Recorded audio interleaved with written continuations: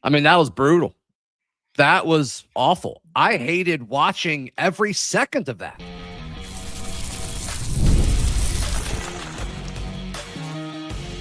You are Locked On Auburn, your daily podcast on the Auburn Tigers. Part of the Locked On Podcast Network, your team every day.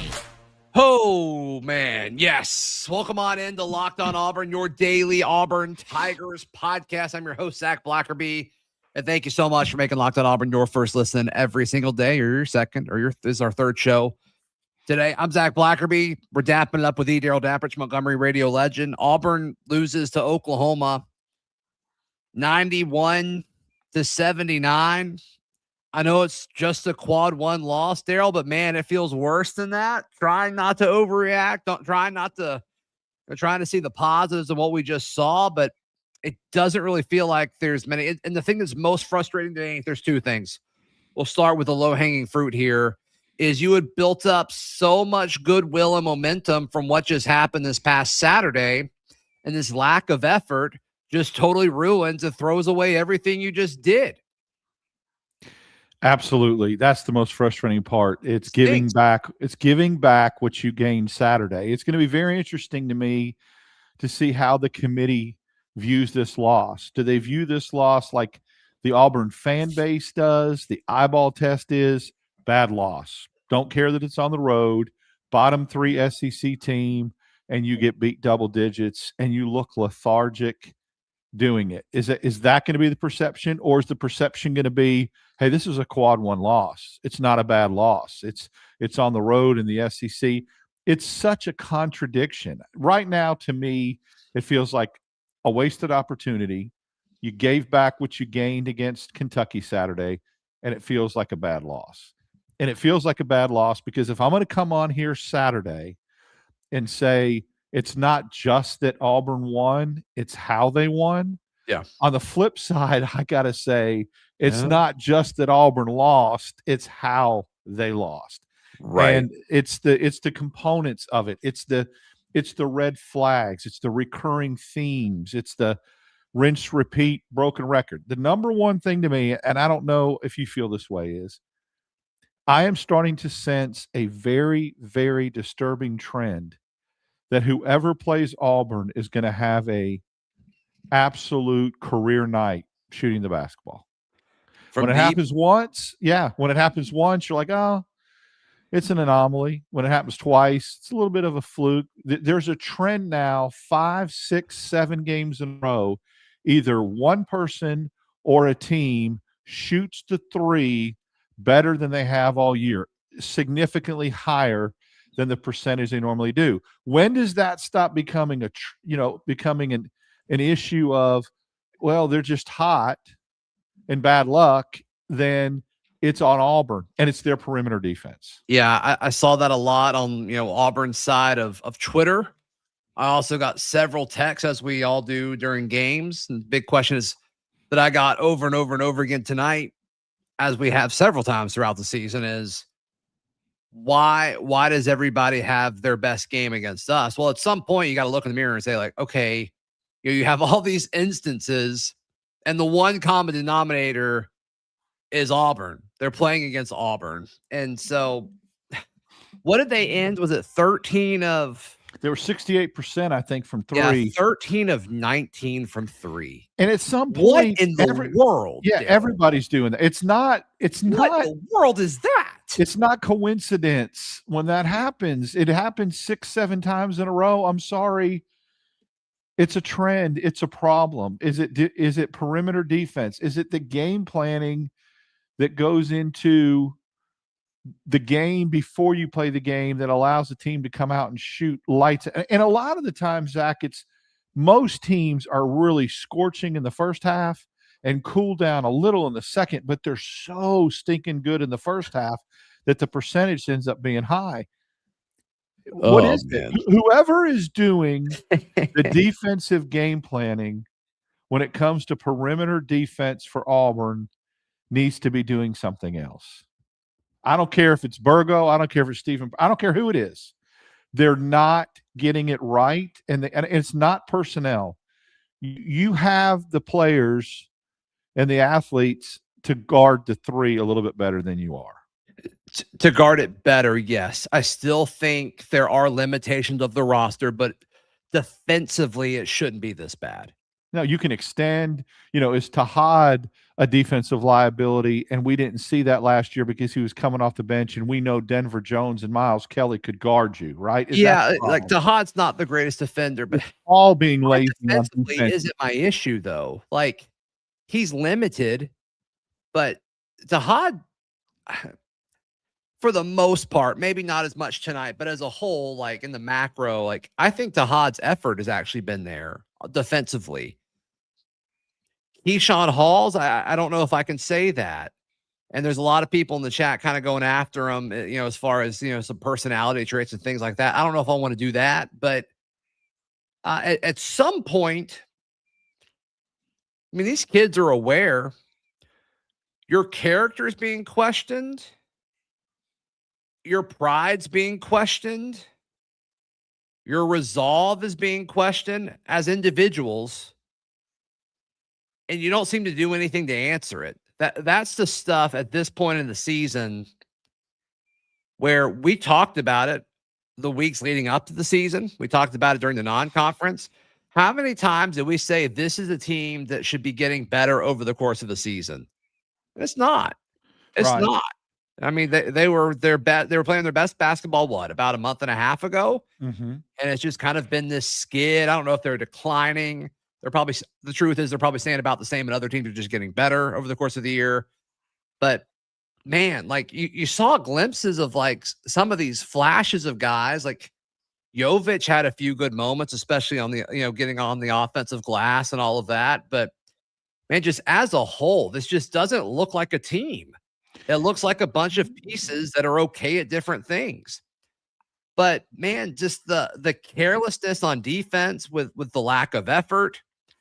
And Darrell, I don't know if I've ever seen an Auburn team this decade that just didn't really seem like they wanted the basketball. I mean, just careless passing, careless turnover, just giving it to them. They're not even making the other team work for it to turn them over. It's just anytime Auburn seemed to have any sort of like opportunity to score twice in a row on them and get a little bit of a run going, it's just awful entry pass, awful, just a missed dribble. It's a joke.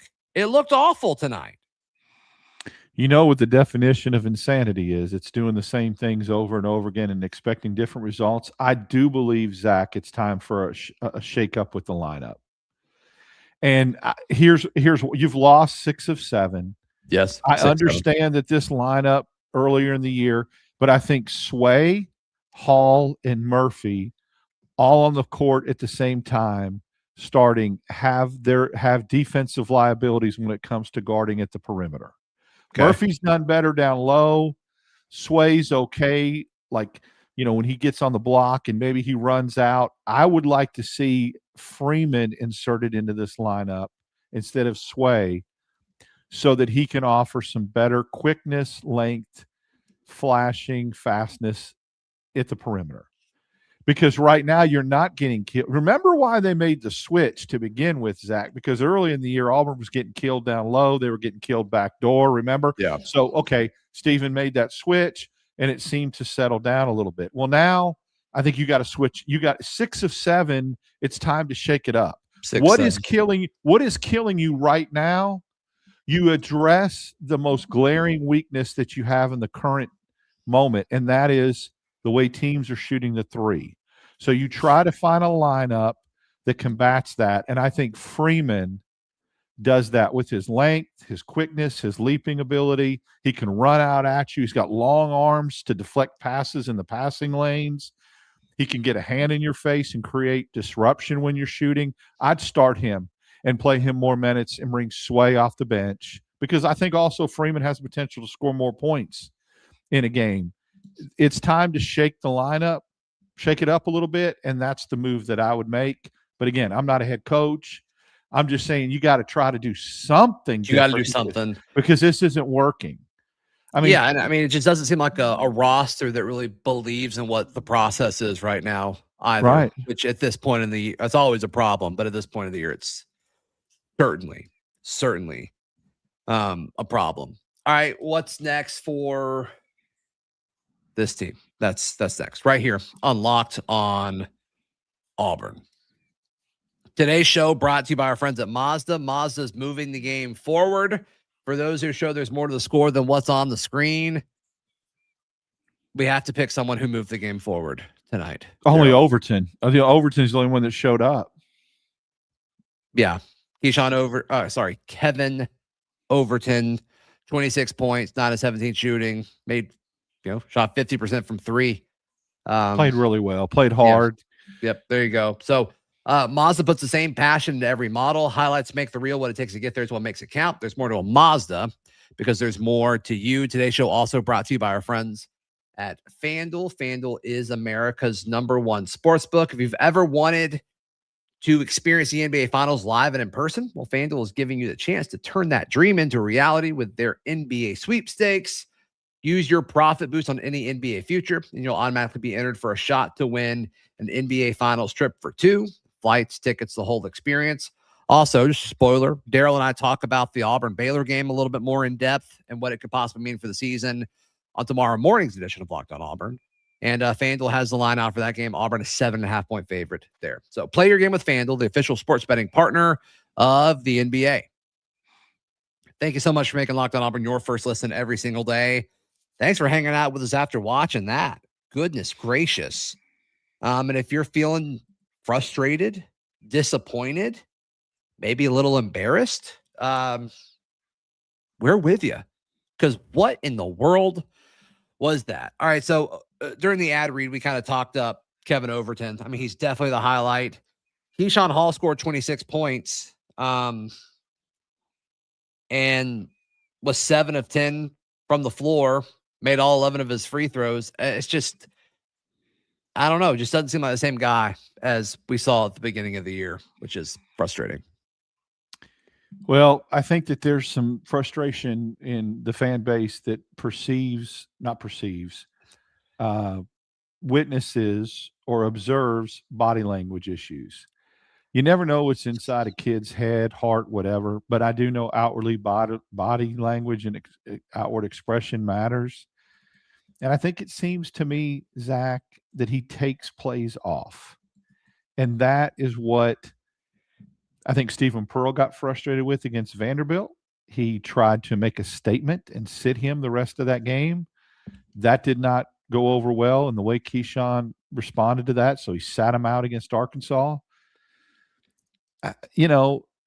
Look, they've got 3 games left in the SEC, 2 at home that I think they should win and win comfortably. You're playing the worst team in the SEC and the second worst team in the SEC schedule-wise at your home place. If you even split with them, you don't deserve to go to the NCAA tournament, and I'd turn down an NIT bid and start recruiting for the roster for next year, period. Right. It's simple. It's right there. It's right there. It's going to be as elementary and as simple. We don't have to overthink this as people that cover Auburn. You don't have to overthink this if you're an Auburn fan. Auburn wins 2 of 3, they're in the tournament. If they win 2 of 3, they should win those 2 games. They should win those games at home. If they don't and they split, they do not deserve. Don't watch the selection show.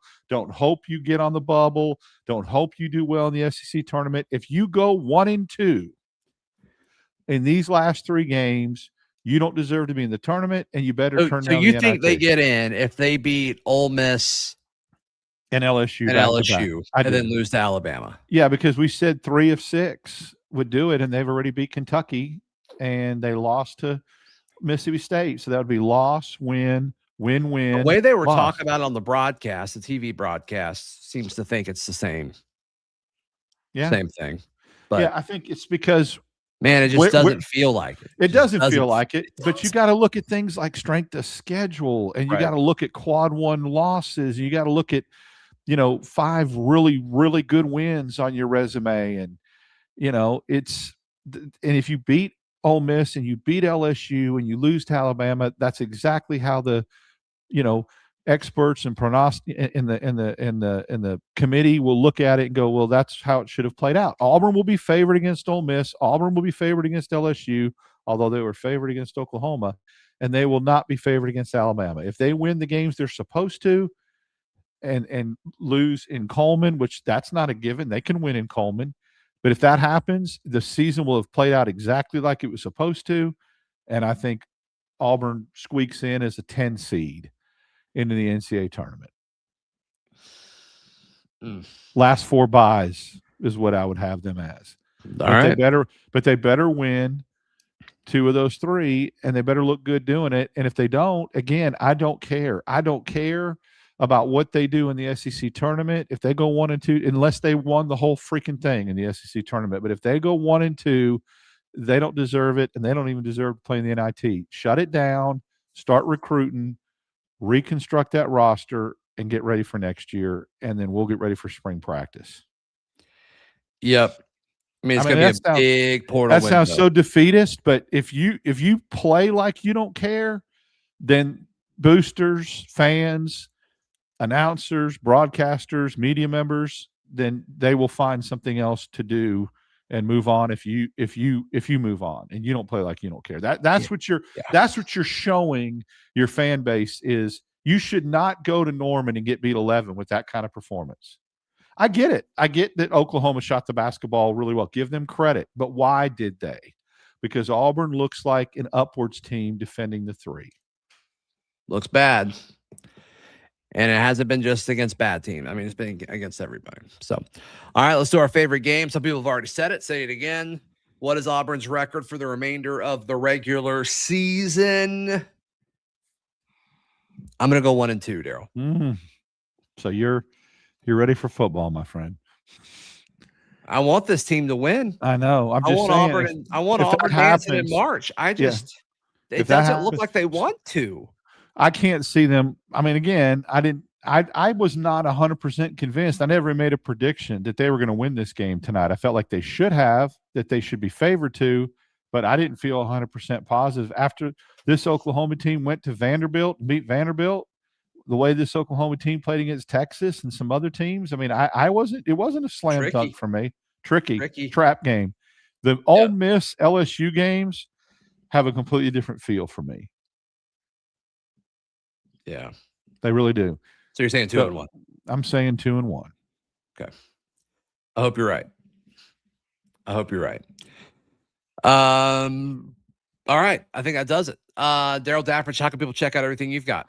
Tomorrow morning, fun show. People will enjoy it. Tune in. It is a fun show. We disagree on everything, and we have some good conversation about it. But it's fun. Yeah, we don't like it's because we disagree, but then I passively agree at the same time. So you'll have to say, it's a two-way street for sure. Yeah, and then obviously Saturday I'll be live at Neville, where Auburn never loses, with me in attendance.